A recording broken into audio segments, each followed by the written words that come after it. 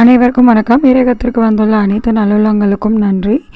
இன்றைய தினம் நவராத்திரியின் 4வது நாள். கடந்த 3 நாட்களாக நவராத்திரி விழா கொண்டாடப்படுகிறது. முதல் 3 நாட்கள் துர்க்கை அம்மனுக்கு உகந்த நாள். அடுத்து இன்றையிலிருந்து நாளை, அதாவது வியாழன், வெள்ளி, சனி 3 நாட்களும் லக்ஷ்மிக்கு உரியது. இந்த லக்ஷ்மிக்கு உரிய தினங்களில் நீங்கள் இந்த ஒரு வழிபாடு செய்தாலே போதும், உங்கள் வீட்டில் தங்கம் சேர துவங்கும். ரெண்டாவது உங்கள் வீட்டில் இருக்கக்கூடிய தங்கம் அடமானத்திற்கோ வேறு எந்த செலவிற்கும் அது செல்லாமல் வீட்டிலேயே தங்கி நிற்கும். இந்த ஒரு எளிய ஸ்வர்ண பூஜை கூட நீங்கள் சொல்லலாம். இந்த ஸ்வர்ண பூஜையை நீங்கள் செய்தீர்களே ஆனால் உங்கள் வீட்டில் தங்கம் நிறைந்திருக்கும். அது என்ன வழிபாடுன்னு பார்த்துடலாம். இன்றைக்கி இன்றைய தினம் உங்கள் வீட்டில் நம்ம மகாலட்சுமி விக்கிரகம் இருந்தாலும் சரி, இல்லாட்டி படம், இது ரெண்டுமே எங்கள் வீட்டில் இல்லை, நாங்கள் என்ன பண்ணுறது? அவங்களுக்கும் ஆப்ஷன் சொல்கிறேன். இப்போ படம் வைத்திருப்பவர்களோ அல்லது சிலை வைத்திருப்பவர்களுக்கான வழிபாடு முறையை நான் சொல்கின்றேன்.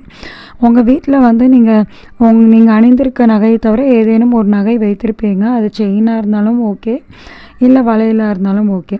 வளையலா ரெண்டையுமே என்ன பண்ணுங்கள், முதல் மஞ்சள் நீரில் அலசிடுங்க. அலசிட்டு கொஞ்சம் தொடச்சி வச்சுட்டு நீங்கள் என்ன பண்ணுங்கள், உங்களுடைய அம்மன் சிலைக்கு, அதாவது மகாலட்சுமி சிலைக்கு இல்லது ஃபோட்டோவுக்கு நீங்கள் அதாவது போட்டுருங்க. செயினாக இருந்தால் நம்ம மாலை மாதிரி போட்டுடலாம், ஃபோட்டோவுக்கும் சரி நம்ம சிலைக்கும் சரி. வளையலாக இருந்தால் சிலைக்கு கூட போட்டுடலாம் ஈஸியாக. ஆனால் ஃபோட்டோவில் வைக்கிறது கொஞ்சம் கஷ்டம். ஸோ அதுக்கு நீங்கள் என்ன பண்ணணும்னா, ஒரு கயிறு எடுத்துக்கோங்க. அது மஞ்சள் கயிறோ இல்லை வேறு ஏதேனும் ஒரு உள்ளன் நூல் மாதிரி கூட எடுத்துக்கோங்க. அதில் தங்க வளையலை போட்டு அதை நீங்கள் ஒரு மாலை மாதிரி கட்டி, வளையல் மாலை கட்டுவோம் இல்லையா, அவங்க வீட்டில் 4 வளையல் இருந்தால் அப்படி பண்ணலாம். இல்லைங்க ஒரே வளையல் இல்லை 2 வளையல் தான் இருக்குன்னா அது சும்மா ஒரு கயிறில் டாலர் மாதிரி கட்டி கூட அந்த கயிறை நீங்கள் போட்டுக்கலாம். சாமி படத்துக்கு அணிவிக்கலாம். பூ கட்டுற நூலில் கூட நீங்கள் இதை பண்ணலாம். ஸோ இதை நீங்கள் பண்ணிவிடுங்க. பண்ணிவிட்டு எனக்கு கண்டிப்பாக தாமரைப்பூ வேண்டும். இதற்கு மன்னிப்பு கேட்டுக்கிறேன், ஏன்னா ரொம்ப தாமதமாக பதிவு போட்டதுக்கு. நீங்கள் தாமரைப்பூ கிடைக்கவில்லை என்றால் மல்லிகைப்பூ அல்லது பன்னீர் ரோஜா, இந்த 3 பூக்களில் ஏதேனும் ஒன்று எடுத்துக்கொள்ளுங்கள். தாமரைப்பூ கிடைத்தால் ரொம்பவும் சிறப்பு. தாமரைப்பூ கிடைக்காதவங்க இந்த 2 பூவை ஆப்ஷன்ஸாக நீங்கள் யூஸ் பண்ணிக்கலாம். நல்ல மனம் தரக்கூடிய மலர்களாக இருக்க வேண்டும். ஸோ அந்த மலரை எடுத்துக்கோங்க. தாயாரின் படத்திற்கு முன்போ அல்லது சிலைக்கு முன்போ அந்த பூவை வைத்துவிட்டு அந்த பூவின் மீது நீங்கள் என்ன பண்ணுங்கள், குங்குமத்தை எடுத்து நான் சொல்ல போகிற மந்திரத்தை 108 முறை சொல்லி நீங்கள் அதை வைக்கலாம். இந்த 108 முறைக்கு நான் ஒரு வழி சொல்கின்றேன். எப்படி 108 முறை கணக்கை வச்சுக்கணும் அப்படிங்கிறதுக்கு 108 காயின் எடுத்து வச்சுக்கோங்க. ஸோ ஒரு கையில் காயின், அதே கையிலேயே குங்குமம் போட்டு, இல்லை குங்குமம் எடுத்துகிட்டு அந்த காயின் எடுத்தாலும் சரி.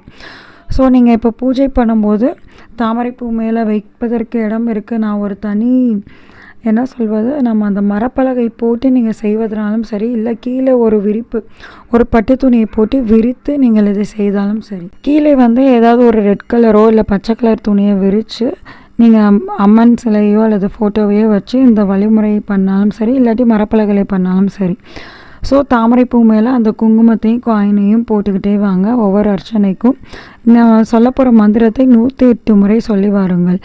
நமக கமல வாசினியை ஸ்வாகா அப்படின்னு 108 முறை நீங்கள் சொல்ல வேண்டும்.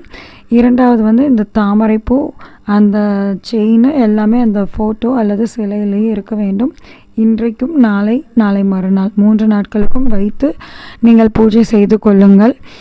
இரண்டாவது என்கிட்ட ஃபோட்டோவும் இல்லை, சிலையும் இல்லை என்று சொல்பவர்கள் தாமரைப்பூ இருக்கு இல்லையா, நீங்கள் வாங்கி வைத்த தாமரைப்பூவுக்கு மேலே அந்த தாமரைப்பூவுக்கே நீங்கள் அந்த செயினை அணிவித்து விடலாம். இல்லை எங்கள் வீட்டில் மல்லிகைப்பூ தான் இருக்குது, ரோஸ் தான் இருந்ததுன்னா அப்போ என்ன பண்ணுங்கள், பட்டு துணியில் செயினையோ அவங்க தங்க ஆபரணங்களை வைத்து அதன் மீது பூக்களை வைத்து அதன் மீது குங்கும அர்ச்சனை பண்ணுங்கள். இந்த குங்கும அர்ச்சனை அந்த தாமரைப்பூ மீது கொஞ்சம் விழுகிற மாதிரி பண்ணுங்கள். அப்படி இல்லை, நான் இந்த குங்குமத்தை என்ன பண்ணுறதுன்னா, நம்ம எடுத்து நம்ம தலை வகுட்டிலோ நெற்றியிலோ குங்குமமாக இட்டுக்கொள்ளலாம். ஸோ அதற்காண்டி அதை வேஸ்ட் பண்ணாமல் நான் வைக்கணும் அப்படின்னு நினைக்கிறவங்க என்ன பண்ணுங்கள், ஒன்று தாமரைப்பூ மேலே போட்டு அதை நீங்கள் அந்த குங்குமத்தை கலெக்ட் பண்ணிக்கலாம். அப்படி இல்லை, என்னால் அப்படி கலெக்ட் பண்ண முடியாதுன்னு நினைக்கிறவங்க தாமரைப்பூ அருகில் சுவாமி அருகிலும் கொண்டு பாதங்களுக்கு கொண்டு சென்று விட்டு திரும்ப அந்த பூவையும் காயின்ஸையும் என்ன பண்ணுங்கள், பக்கத்தில் ஒரு வெத்தலையை வச்சுக்கோங்க. அந்த வெத்தலை மீது அந்த குங்குமத்தை போட்டுக்கொண்டே வாருங்கள்.